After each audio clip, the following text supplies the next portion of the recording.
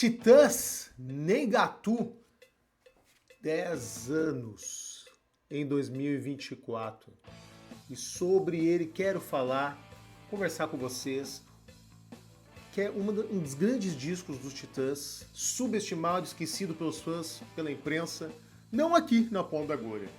Vamos conversar um pouco sobre ele e o porquê é tão importante e é um dos principais álbuns, sim, da discografia dos Titãs e também do rock brasileiro.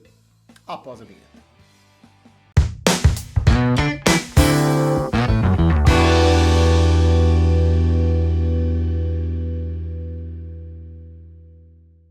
Você também é explorado, fardado, você também é explorado. Aqui, você também é explorado, fardado. Fala, gurizada, beleza? Bem-vindos aqui na Ponta da Agulha. E antes de tudo, inscreva-se no nosso canal, ativa o sininho. Tem muita coisa aí acontecendo, nossos documentários, várias entrevistas do nosso Uma Cerveja e outros conteúdos. Então, meus amigos e minhas amigas, convido vocês humildemente, inscreva-se no nosso canal, ativa o sininho, venha fazer parte da nossa comunidade da boa música na Ponta da Agulha. Titãs, Negatu, cara, eu lembro quando comprei esse disco no lançamento, foi uma grande expectativa, porque pelas músicas que foram mostradas, era a volta às raízes dos Titãs. Os Titãs vinham de uma linha de discos muito irregulares. Faixas, coisas boas, outras nem tanto, né? O último grande disco, assim, de álbum de estúdio, assim, tirando o Acústico MTV, que é um grande disco e foi um grande salto na carreira dos Titãs, não só comercialmente, mas musicalmente também, explorando outros arranjos, formatos que até então nunca tinham sido explorados pela banda. Mas o último álbum de estúdio grande, muito bom, impactante, embora comercialmente não foi, mas musicalmente, conceitualmente, foi um disco muito impactante no cenário do rock, para a banda, para os fãs, que é o Titanomaquia, que é eu diria, é o álbum grunge dos Titãs, que pegou bem naquela veia ainda, o alvoroço do Nirvana, Alice in Chains, Pearl Jam, essa grande linha de frente desse cenário do noventista do grunge, e o Titãs pegou na onda e trazendo uma figura importante no cenário grunge e do rock internacional, o Jack Endino, que é um puta disco, uma sonoridade pesada, agressiva, raivosa, um som muito bem gravado, a timbragem das guitarras. Eu digo assim, ó, é o melhor disco dos Titãs em termos de som de guitarra. Uma sonoridade, cara, ímpar.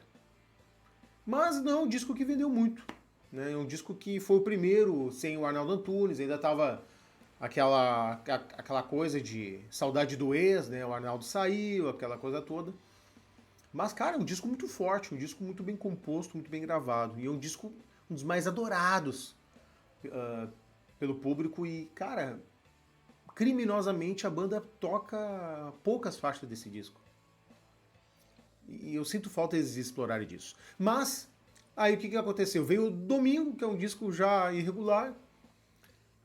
Um disco aí já um pouco mais hard rock, lembra até um pouco do Motley Crue, com músicas um pouco mais festivas. Um bom disco. Aí veio o Acústico MTV, aí veio o volume 2, que, esticando o sucesso, foi ainda maior, trazendo outras músicas que não foram aproveitadas no Acústico MTV, eles fizeram no volume 2. Aí a banda deu um hiato, aí voltaram, aí gravaram aquele disco aquele álbum de regravações muito fraco, que é As 10 Mais.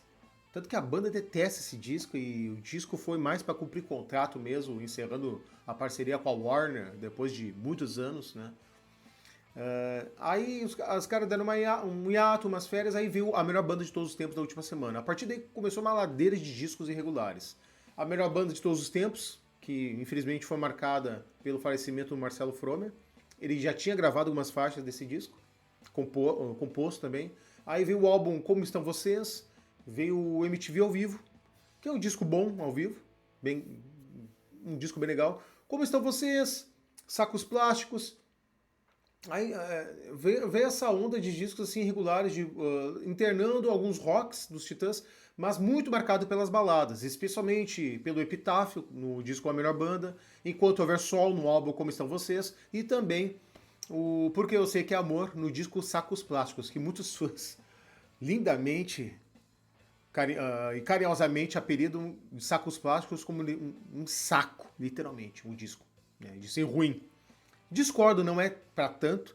Foi produzido pelo Rick Bonadio, gravado pela Universal, em parceria com a Arsenal, que é o selo do Rick Bonadio. O Rick Bonadio tentou levar naquele modelo Bonadio que a gente conhece, né? Aquela onda comercial, que isso ele trabalha muito bem. De fazer música comercial, um rock comercial, ele sabe extrair disso muito bem. E o Titãs foi um pouco nessa onda. Tem algumas canções legais, como Amor por Dinheiro, com um reggaezinho, uma coisa mais ska, mas, novamente, a balada falando mais forte. Então, até que eles assinaram com a Som Livre, e quem assina a produção do disco é o Rafael Ramos.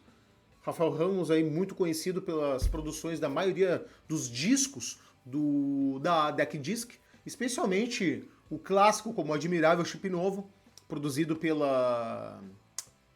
o álbum da Pitty, que ele produziu, o disco de estreia, o Pista Livre da Cachorro Grande, o Rafael Ramos produziu. Então, todos os discos da Deck Disc, 98% se passa pela mão do Rafael Ramos, é um cara que tem essa missão aí de levar a produção sonora dos álbuns dentro do casting da Deck Disc, mas em contrapartida na Som Livre, ele que assina a produção. E a banda chegou num conceito de voltar às raízes, fazer um rock mais vigoroso, mais direto, mais sujo, dos tempos do Cabeça Dinossauro, especialmente. O Tudo ao Mesmo Tempo Agora, o Jesus Não Tem Dentes no País dos Banguelas, que é um trio de álbuns espetaculares e que, é o trio de álbuns que marcou, e os Titãs levam o que é os Titãs graças a esses 3 discos primorosos. E é uma volta às raízes, sim, a essa fase, a esse conceito sonoro. Esse disco aqui, cara, para começo, não tem nenhuma balada, nada, zero. A turnê desse disco, eles não tocaram nenhuma balada. Epitáfio, Enquanto Houver Sol, Porque Eu Sei Que É Amor, É Preciso Saber Viver, Pra Dizer Adeus, as baladas mais comerciais, eles não tocam. É só a fase rock dos Titãs. Essa turnê, cara, embora possa não ter sido comercialmente um grande sucesso de tocar em ginásios, aquela coisa toda, o Titãs estava mais tocando em lugares até underground. Nessa turnê, por exemplo, aqui em Porto Alegre, na clássica casa de shows, uma das mais conceituadas do Brasil, Bar Opinião, 41 anos de Bar Opinião, eles tocaram Bar Opinião, cara. E há anos, muitos, que os Titãs não tocavam no Bar Opinião. Então eles passaram a tocar em shows no interior pelo Brasil. Então a estrutura de show foi um pouco mais enxuto. Mas em termos de performance de palco foi muito marcantes, porque foi a volta às raízes também das performances ao vivo dos anos 80, especialmente na turnê do Cabeça Dinossauro, em que a banda usava máscaras, usava cenários internos, né, em fundo de palco com peles de animais, aquela coisa chocante, aquela coisa impactante, aquela imagem perturbadora que os Titãs sempre exploraram muito bem, especialmente nessa fase. Eles voltaram a reintegrar essas performances com uma nova visibilidade, um novo visual, e, cara, foi do caralho. Todos os integrantes tocando máscaras que relembram muito o Slipknot, e um show de 1h30 aproximadamente, e, cara, aquela coisa perturbadora, provocadora, voltando à tona nos Titãs. Por que eu digo que é subestimado? Cara, esse disco não tem nenhum hit, as rádios não tocaram nenhuma música, talvez em exceção a música Fardado, que é a primeira faixa que abre o disco, que é uma espécie de Polícia Volume 2, relembra a letra ácida, voraz, que critica o sistema do policiamento brasileiro, E a música Fardado volta a ser à tona, tocando na ferida este assunto. E estamos falando de 2014. Tinha a época que as estradas no Brasil estavam bloqueadas, lembra? De protestos contra o governo atual daquela época. E os Titãs pegou...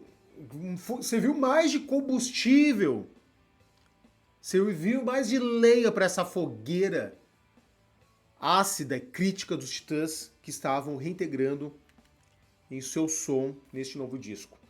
Então, Cara Fardado a faixa que abre o disco é um AC/DC com punk, um riff bem AC/DCiano, com essa letra voraz do Fardado, que foi inspirada numa faixa que alguém estava protestando e os Titãs pegou essa faixa e completou ela, escrevendo uma nova letra sobre ela. Que especialmente a faixa que abre essa primeira música, você também... Deixa eu me relembrar. O verso, que foi justamente nessa faixa que se inspiraram nesse protesto dessa brasileira, numa placa. Você também é explorado, fardado. Você também é explorado aqui. Essa é a faixa inspiradora que o resto da letra eles escreveram. Depois, cara, a segunda música, Mensageiro da Desgraça, é um frevo com Black Sabbath, especialmente no riff da música, é bem Black Sabbathiano.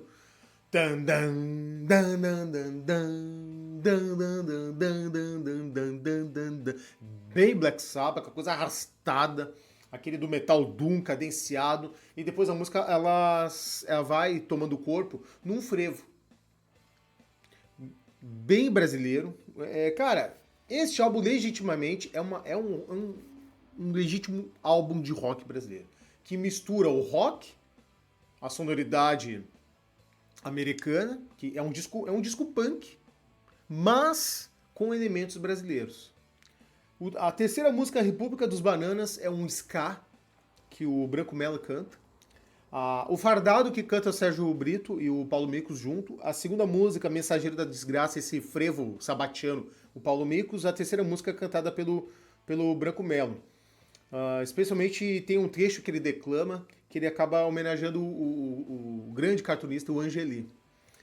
A música Fala Renata, talvez a música que eu menos gosto do disco. Não que seja das piores, longe disso, mas eu acho ela muito bobinha, muito infantil, sabe? Mas, por outro lado, tem que entender que a música Fala Renata é uma piada, uma sátira da banda, cantada pelo Sérgio Brito. É um punkzão, bem sujo, que tira a onda do que a gente vive hoje. E lembrando, esse disco é de 2014. Naquela época já estava em alvoroço, já estava, né, o vulcão ali, colocando para fora aquela daquela larva das críticas excessivas da internet. Os famosos juízes de internet que julgam qualquer coisa sem menor argumento, zero conhecimento de causas e falam o que falam. Falam o que bem entender. E a Fala Renata é justamente isso. É essa piada, um deboche, justamente criticando essa galera, os haters, né, de 2014. E de 10 anos pra cá não mudou nada, né? Só piorou, né? Vamos combinar, né? Cadáver sobre Cadáver é um Paulo Micos que canta, que é um rockzão dos anos 70, uma coisa até lembra um pouco de Free, mas com uma pincelada de punk.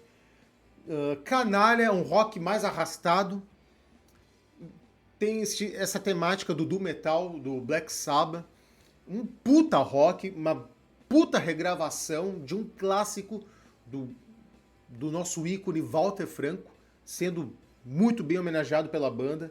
E é uma versão totalmente distorcida, diferente da original que o Walter Franco faz. Que é um rockzão também, mas é um rock mais misturado com jazz, com piano, fortemente tocada nessa versão original. O que desta versão dos Titãs é totalmente diferente, que é um rockzão cru, sujo. A sétima faixa, Pedofilia, cara, é uma música perturbadora, uma letra forte, justamente criticando a violência, o abuso infantil.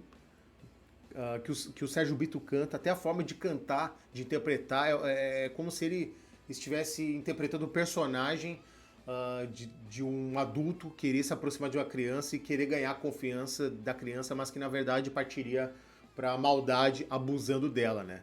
É uma letra forte e perturbadora. E não sei como é que seria hoje, cara. Até não, se fosse tocar com avinco nas rádios, daqui a pouco essa música não fosse proibida, né? Porque é uma letra muito forte, mas deixando claro, né? Não faz apologia à pedofilia. É uma crítica, ali uma história ali de um personagem interpretando. Chegado ao Brasil, Terra Vista, a 8ª faixa cantada pelo Branco Melo, que é uma aula de história criticando o desenvolvimento do Brasil, o descobrimento e a fundação do Brasil, né, desde a sua raiz, né, desde a sua ali, né, no genes da construção do nosso país. E uma crítica à sociedade, principalmente, né? O que nós somos hoje é fruto dessa criação, do desenvolvimento daquela época, lá em 1500. É um ska bem acelerado, um skazão forte. 9 música, Eu Me Sinto Bem, cara, é um frevo com forró, que a música é uma crítica ao comportamento, um acadelamento da sociedade nossa daquela época, da falta do poder questionador das pessoas, como se teve nos anos 80, ainda sob ditadura, que o Sérgio Brito canta, e nesse frevo com shot faz a jus a esta questão que eles questionam fortemente a falta de poder de questionar diante da sociedade. Embora naquela época se estava protestando, sim, mas parte daqueles protestos também teve interesses políticos, então não foi bem exatamente um poder questionador da sociedade em si, né? E sim uma questão política. A música 10, Flores Pra Ela, pelo Paulo Mix cantado. O Flores Pra Ela é um samba rock com punk rock. Começa com samba rock, depois o refrão é um punkzão acelerado, que é uma música que é uma forte crítica à violência contra a mulher, que naquela época estava muito forte, e que estou gravando esse vídeo em julho de 2024, soltou um dado muito triste, alarmante, de que a cada 10 minutos no Brasil, uma mulher é abusada ou violentada. Lamentável, né? Mas que essa música, e o Titãs fazendo a sua parte de levar à sociedade temas a serem questionados e debatidos, fala e trata justamente desta questão da violência contra a mulher. Um puta som. Chegando quase no final, 11ª faixa, Não Pode, cara. Não Pode também tem elementos brasileiros de frevo, forró, uma coisa mais acelerada, justamente trazendo a questão da falta de questionar, da falta de críticas, né?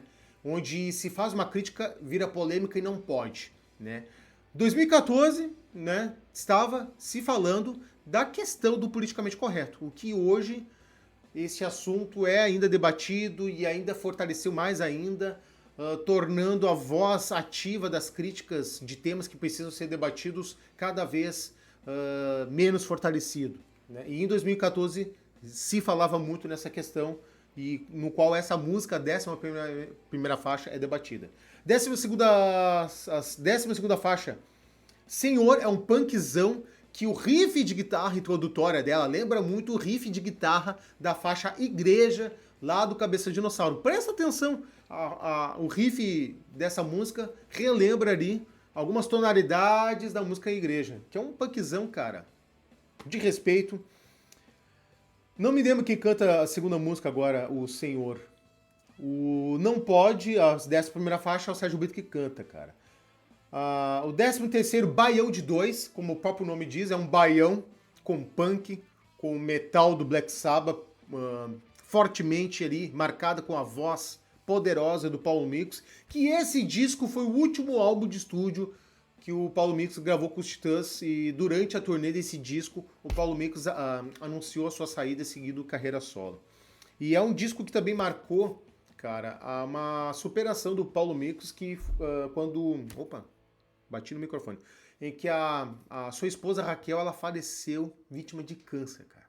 A mulher do Paulo Micos, a vida toda casada com o cara, morreu de câncer, ela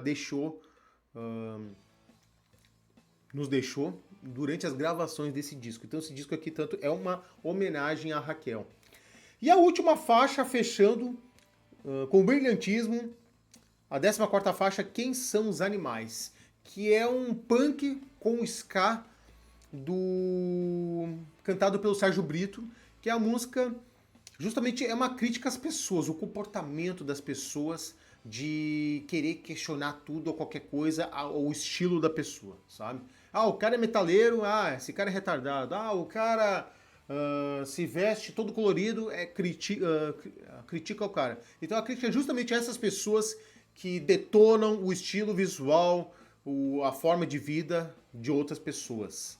Cara, é um puta álbum, um disco assim que, cara, a crítica recebeu muito bem, os fãs também receberam muito bem, mas é um disco que passou batido. Embora esse disco tenha um DVD gravado, um álbum ao vivo gravado, bem legal, vale a pena escutar, e vale a pena assistir.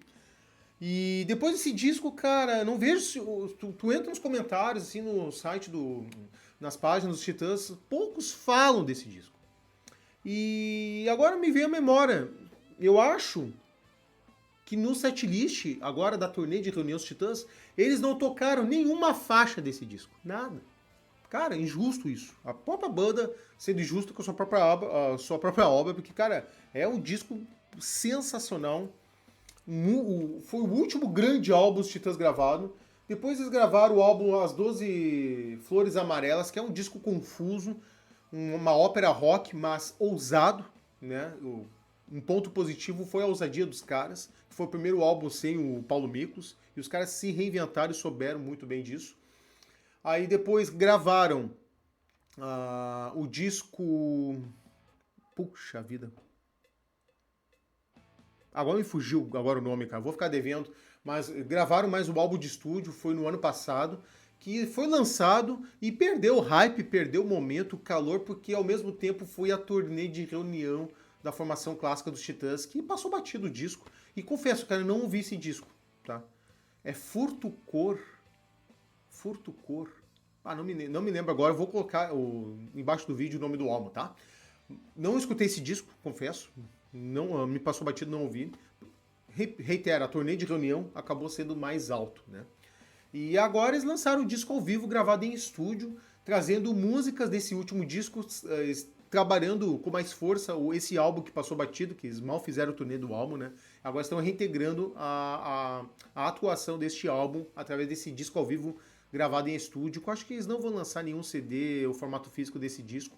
Vai ficar somente nas redes sociais, ele que tem várias participações especiais, entre eles Ney Matogrosso, tem a participação da Preta Gil. Eu escutei algumas faixas desse disco, assim, talvez uma questão do Branco Melo, da condição física dele, mas eu achei um disco morno, né?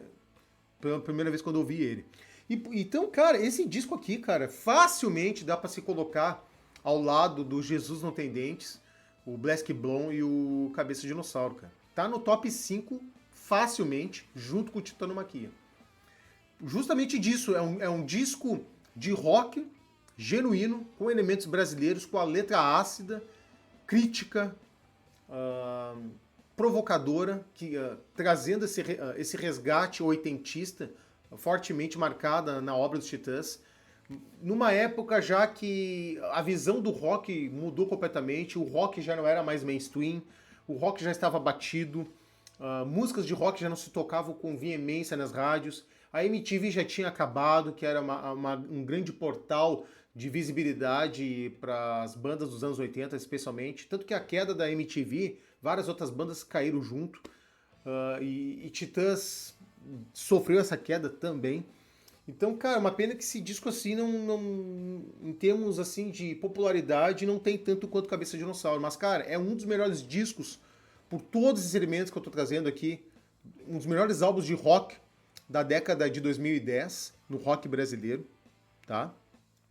E recomendo você ouvir novamente. Se você ainda não viu, não conhece, escuta esse disco na íntegra. Tem nas plataformas o álbum, no perfil dos Titãs, cara.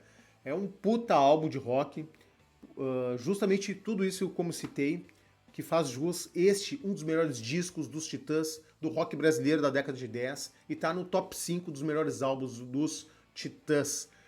Titãs, Nhengatu 10 anos, a volta às raízes da banda. Gostou desse vídeo? Comenta aqui abaixo a sua opinião a respeito deste álbum. Não perca os outros vídeos. Através como? Inscreva-se no nosso canal, ative o sininho para não perder nenhuma novidade. Está certo, meus amigos e minhas amigas? Forte abraço a vocês, até mais. Valeu!